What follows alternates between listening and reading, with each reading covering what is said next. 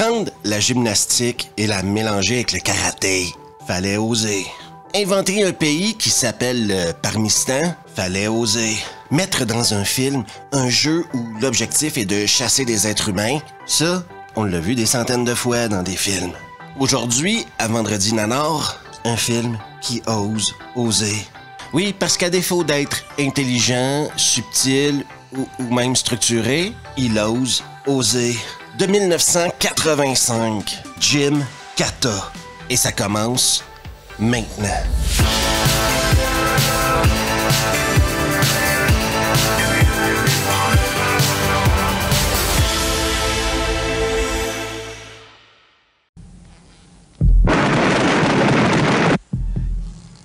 Le film commence par un mec qui fait de la gymnastique, bien sûr, entrecoupé de mecs qui sont à chevaux dans la forêt. Qu'est-ce qui se passe exactement? C'est compliqué à expliquer. Un mec, en pantalon vert, est en train d'essayer d'échapper à des mecs sortis tout droit du pire cosplay auquel vous avez participé. Tu étais assez bête pour croire que c'était vrai. Un gymnaste avec un mulet blond nous rappelle que la gymnastique était un sport hyper populaire en 1985.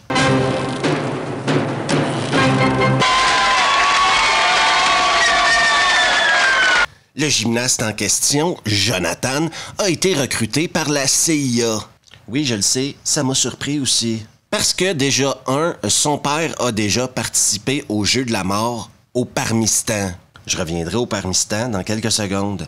Et comme son père est apparemment mort au Parmistan, en train de participer au jeu de la mort, la meilleure idée que la CIA a eue a été de recruter un gymnaste afin de participer au même jeu qui a tué son père. Ça me rappelle quand papa s'entraînait ici et que je venais avec lui. Parce qu'au cours des 2 mois à venir, tu développeras tes capacités physiques et mentales. Ces 2 hommes vont s'occuper de ta formation. On nous montre de jolies photos du Parmistan, incluant celle de leur leader, le Khan, ainsi que de l'adjoint du leader, Richard Norton, Zamir. Vous vous demandez peut-être, mais pourquoi est-ce que la CIA s'intéresse au Parmistan?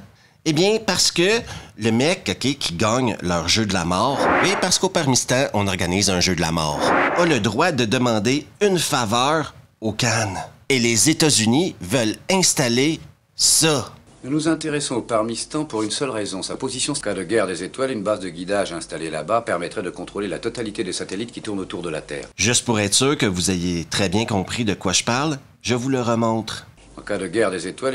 En cas de guerre des étoiles... En cas de guerre des étoiles... Je vous présente maintenant la princesse. Oui, il y a une princesse à travers tout ça. Et elle est là pour aider les Américains et Jonathan à traverser cet incroyable parcours. La princesse est une spécialiste du jeu de la mort. À partir d'aujourd'hui, c'est elle qui prendra en main ton entraînement. Je vous entends dire, oui mais Steve, cette princesse-là, elle me dit quelque chose. Bien sûr qu'elle te dit quelque chose, mon cochon. Je vous rafraîchis la mémoire dans 3, 2, 1...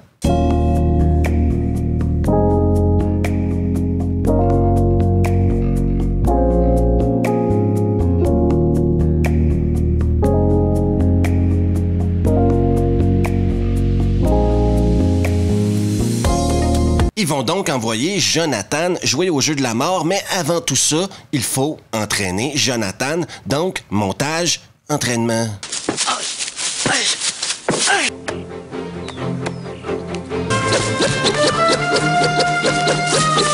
On retourne maintenant à un mec qui monte des marches, qui fait des bastons et qui s'amuse dans un parc pour enfants.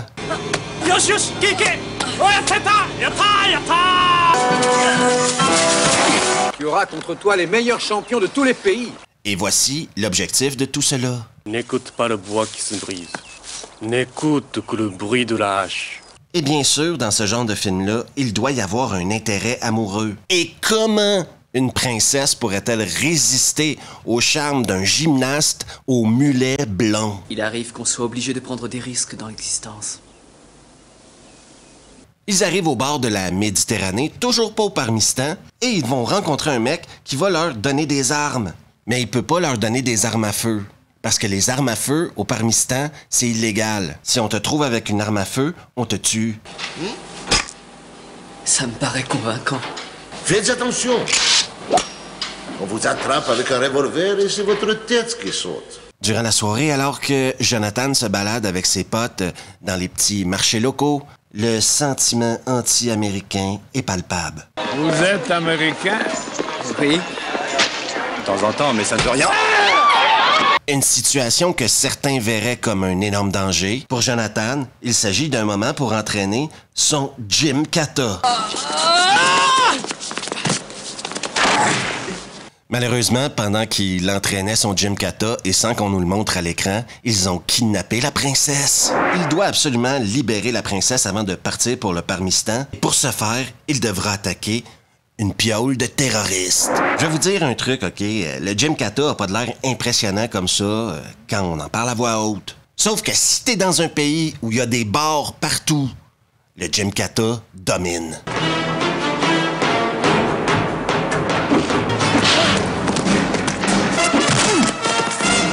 Maintenant, la puissance d'un instincteur. Mais rien ne vaut une bonne vieille calache. Jonathan et la princesse maintenant sont dans les rues et ils courent. Oui, ils courent. Ils courent vachement longtemps. Ils courent genre pour 3 minutes.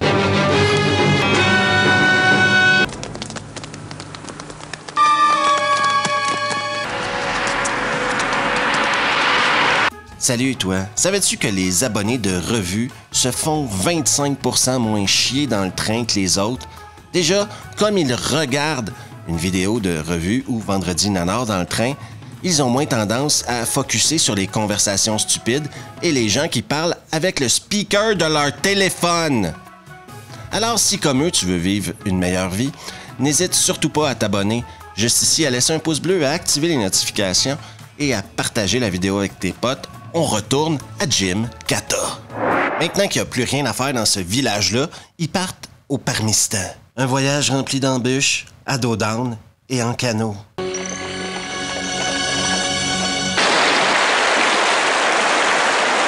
Ils seront accueillis par des mecs cagoulés qui ne sont pas des ninjas. Ils ont l'air de ninjas, mais ils ne sont absolument pas des ninjas. L'affiche du film nous a menti. Jonathan va tellement être énervé par le fait que c'est pas des ninjas que baston.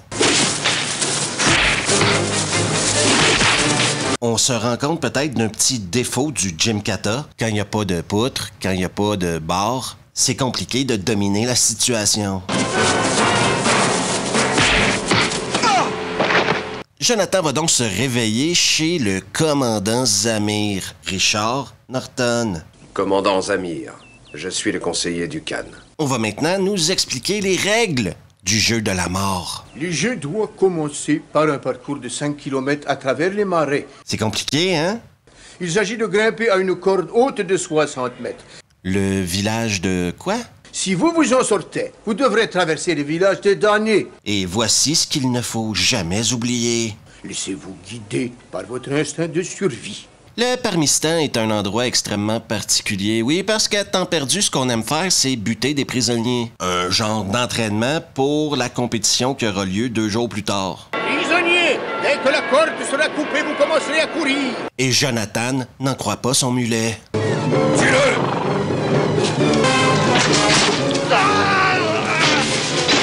Le guerrier n'a pas respecté les règles du jeu. Comme tout nanar qui se respecte, on arrive maintenant aux 20 minutes de trop dans le film. Il y a un banquet où Jonathan n'a Dieu que pour la princesse. Un discours du Khan qui expliquera à tout le monde que sa fille, la princesse, devra épouser Zamir.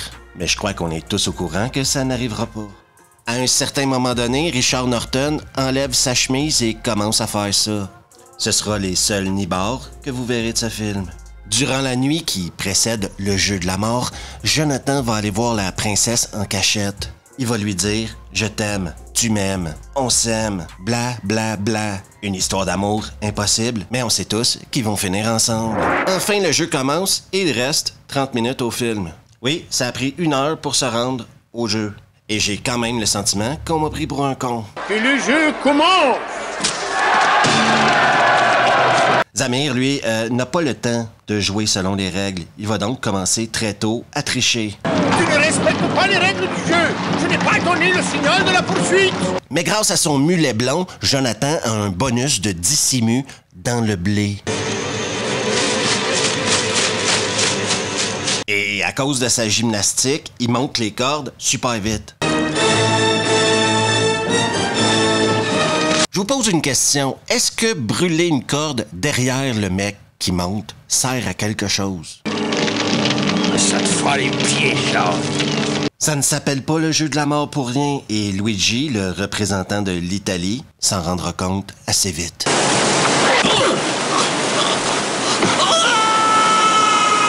Jonathan, lui, ne tombera pas dans le même piège.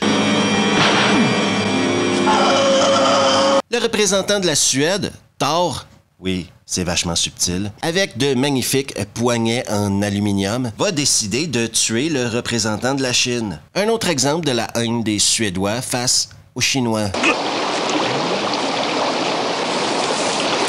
Quand Jonathan va trouver le cadavre du Chinois, il ne pourra pas accepter la barbarie du Suédois Thor. Parce que pour Jonathan, on ne tue pas un homme pour le plaisir de tuer, même s'il est chinois. Donc, baston.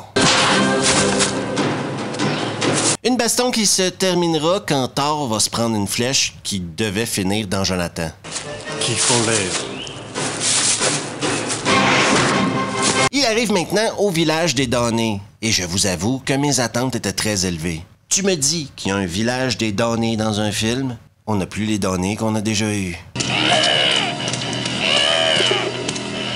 C'est très long, il se passe pas grand-chose, et j'aime pas trop porter de jugement sur les choix artistiques d'un réalisateur, mais bon.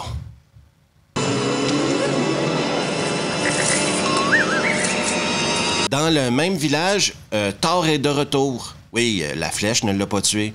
Et malheureusement pour lui, il va se faire bouffer par des cochons. Ça faisait longtemps qu'on n'avait pas parlé de la puissance du Gymkata. Et vous savez ce qui est pratique pour ceux qui pratiquent le Gymkata? Qu'au milieu du village des damnés, il y ait un cheval d'arçon. Avouez que c'est un hasard qui fait vachement bien les choses. Oui, parce que s'il n'y avait pas de cheval d'arçon en plein milieu du village des damnés, nous n'aurions pas le droit à cette incroyable scène de combat.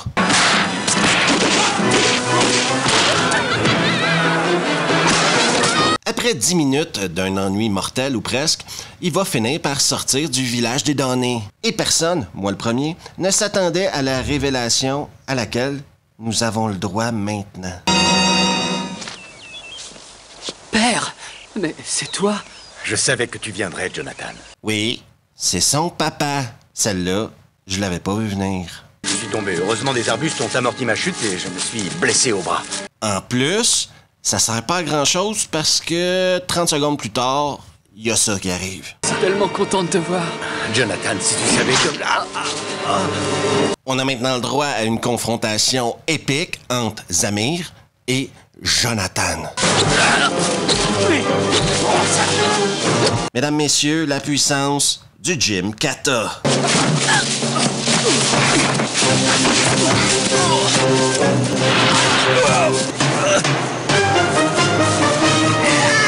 Et Jonathan arrive comme un héros couronné par le peuple. Et c'est la fin de Gymkata. Jonathan a fait tout ça pour que les États-Unis mettent une base anti-aérienne nucléaire de Star Wars de Ronald Reagan au Parmistan. J'espère que vous avez suivi. Premièrement, l'acteur qui joue Jonathan est un gymnaste accompli.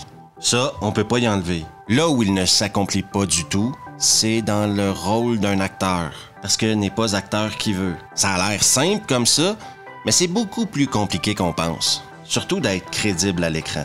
Tout ce qui est plus ou moins cascade, ça va, il le fait plus ou moins bien, malgré qu'il y a des limites claires à la gymnastique comme art de combat. Mais c'est quand même pas le truc le plus débile que j'ai vu dans un film. Parce que d'un autre côté, quand tu regardes un film qui s'appelle Gymkata, tu t'attends à quoi? Perso, je m'attendais à des ninjas. Et il y a pas de ninja.